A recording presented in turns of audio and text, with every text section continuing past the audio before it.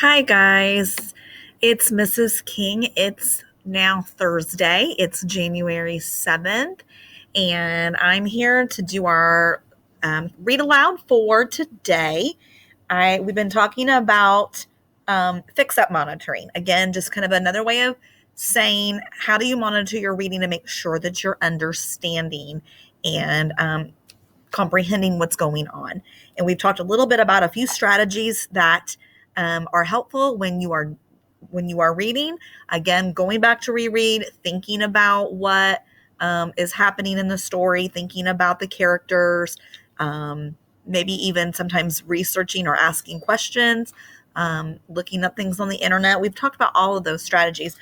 Today, I have a book called My Rows and Piles of Coins. And it's about a little boy who lives in a different country. And again, this is kind of a longer book. So I'm actually going to break it up into 2 days and read part of it to you today and part of it for the read aloud for Friday. And so we'll kind of talk about different strategies as we go through it. So this is called, again, My Rows and Piles of Coins by Talowa M. Molel, illustrated by E.B. Lewis.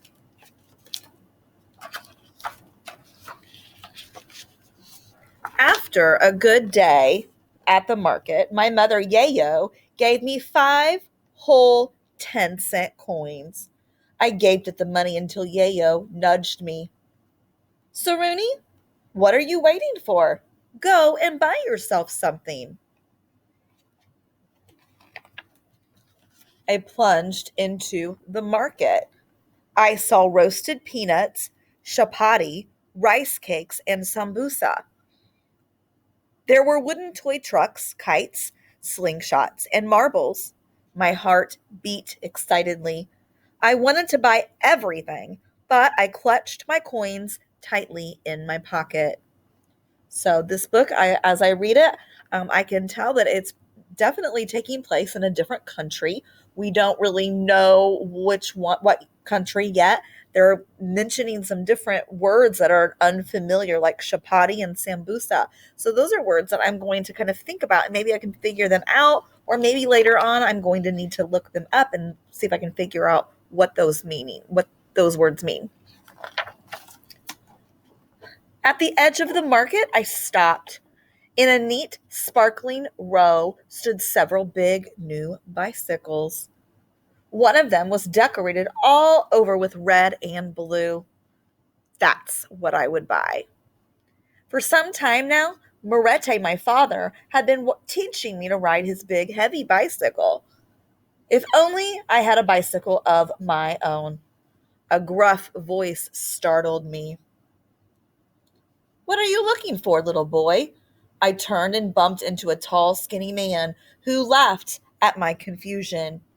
Embarrassed, I hurried back to Yayo. That night, I dropped 5 10-cent coins into my secret money box.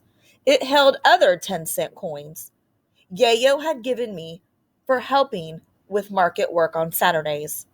By the dim light of a lantern, I feasted my eyes on the money. I couldn't believe it was all mine.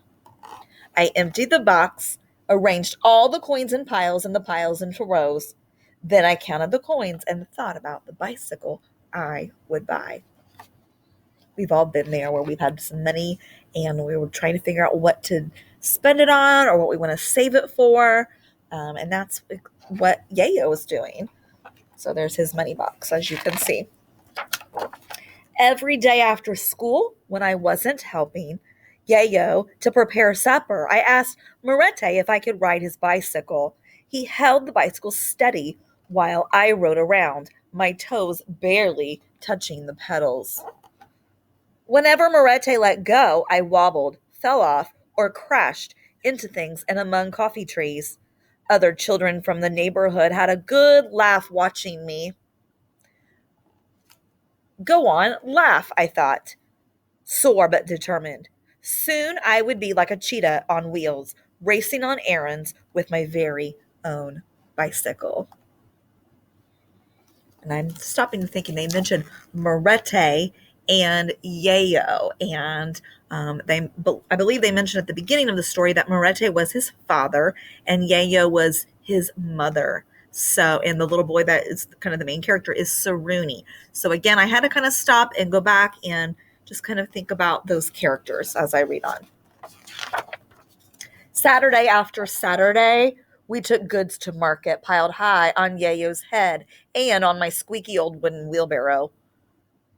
We sold dried beans and maize, pumpkins, spinach, bananas, firewood, and eggs.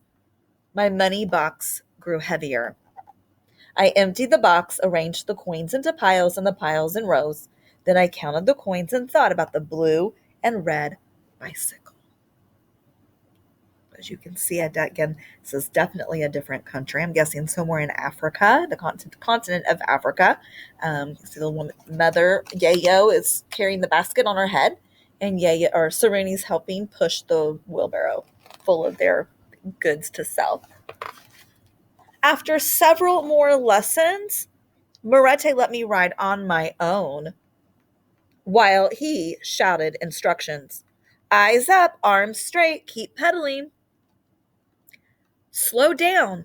I enjoyed the breeze on my face, the pedals turning smoothly under my feet, and most of all, Yayo's proud smile as she watched me ride. How surprised she would be to see my new bicycle, and how grateful she would be when I used it to help her on market days. The heavy March rains came. The ground became so muddy, nobody went to market. Instead, I helped Yayo with house chores. When it wasn't raining, I helped Morete on the coffee farm. We pruned the coffee trees and put fallen leaves and twigs around the coffee stems. Whenever I could, I practiced riding Morete's bicycle. It stopped raining in June. Not long after, schools closed. Our harvest fresh maize and peas, sweet potatoes, vegetables, and fruits was so big we went to market on Saturdays and on Wednesdays. My money box grew heavier and heavier. And that's where I'm going to stop for today. We kind of stopped along the way as we were reading and kind of summarized and tried to maybe monitor our own reading and make sure that we understood what was going on. So tomorrow I'll finish the book. We'll review a little bit about what we read today and we'll see what happens if Saruni is able to get his new bicycle.